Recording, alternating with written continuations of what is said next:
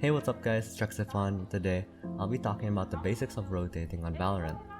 After more than 1500 hours collectively played over different accounts, these are some, if not most, of the ways on how teams call for rotates on the attacker side. So number 1 is the push was stalled too much and rushing took too long. Number 2 is that the lurker on the opposite side of the map calls for a rotate. Number 3 is that there are so many footsteps already present in the site that we are pushing to. Number 4 is information gathered. Number 5 is the utilities used to stall the push in a site. And number 6 is that we pick someone off on a certain side of the map. I'll be going over each one and explaining the thought process behind it, so stick around to learn more. So number 1 is a stalled push. Usually this can happen when the defenders throw certain utilities to slow down the push, which will buy so much time for the other defenders to rotate over to their side. This can happen with a sage wall, brim smoke, or even a raised nade. When the push is stalled, this can affect the mental of the attackers because sometimes they get scared to push further, sometimes their HP is so damaged that they cannot confidently push, or sometimes they just forget how to aim when the push is stalled and go for a fuck it attitude and suicide into the site that was heavily defended. When a push is being stalled, your team should look to either reset the push and look for better opportunities. Or you can actually keep rushing that certain site if you have information on how many people are actually in the site. It is all relatively situational and it all depends on the call your team makes. Number 2 is a lurker information. For example, 4 of the attackers make a lot of noise by rushing into a certain site, while 1 lurker is staying on the opposite side of the map, gathering information based on audio cues. When 4 attackers make a lot of noise and rush in, the lurker sometimes gets information on the defenders on the opposite side of the map rotating, prompting the rest of the attackers to back off and rotate to the other side. Lurking is a relatively more advanced concept and will be the topic for another video. Number 3 is the footsteps in the targeted site.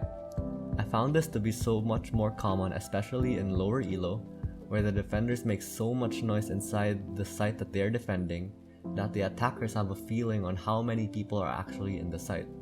These audio cues give the attackers vital information because A, this tells the attackers how many people are defending the site, and B, more importantly, this can also give the attackers a relative idea on where these defenders are positioned in the site.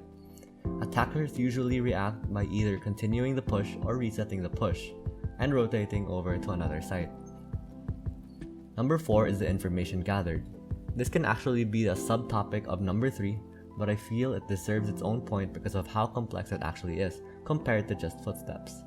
As you climb the ranks, usually you will start to play with players who actually know how to use their utility and abilities. This can come in the form of Sova's knowing recon dart lineups that will reveal the position of enemies in a certain site, or the owl drone being effectively used to clear all corners of a site, or even a Skye using her dog and flash to gather information. Based on my experience, when attackers use information gathering utility well enough to clear the targeted site, they usually react in 2 ways. They rotate because of how stacked the site is, or they continue the push because they can pre-aim the positions of the defender based on the information gathered. Number 5 is the utilities used by defenders. This can actually be a sub-point of the first point made in this video, but I feel that it needed more emphasis than just a stalled push. Usually, if defenders do not want to play retake, the defenders will use their utilities to defend the site. Fun fact, but you can actually also tell how many defenders are in the site based on the utilities that they use. For example, if you are pushing A site in Ascent, their Sova uses an owl drone, you suddenly get flashed in A main by the defender Omen, and Reyna flashes near the door. This actually tells you that there are 3 people defending A site, and more importantly, you will have an idea on where these defenders are actually located in the map. So based on the ability usage, you can assume that the Omen is located around A short or tree area, while Reyna might be near generator or behind the door, or even near the tree area, and Sova might be in A heaven. This is all relatively situational and is a part of game sense that you will eventually pick up as you play the game more and more. Lastly, number 6 is what we call a pick. Attackers usually get a pick when they play in a certain way called default, which will be the topic for another video. All I want to say is that when attackers get a kill on the defender early in the round, attackers can actually reset and reassess the situation because getting a kill on a defender usually prompts the enemy defenders to react by either rotating someone to the site that the defender was killed in to compensate.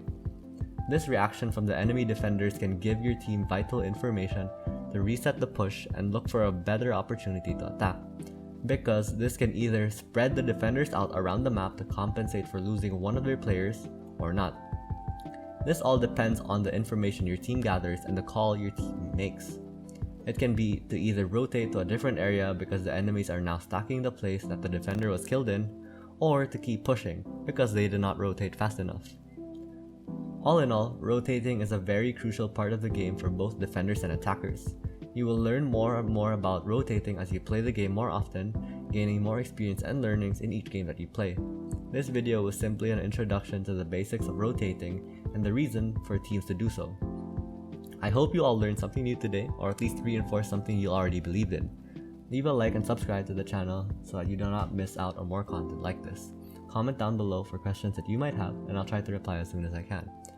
Join my Discord channel, link down below, to reach me more easily and to have a great time. Thanks for watching, and I'll see you next time.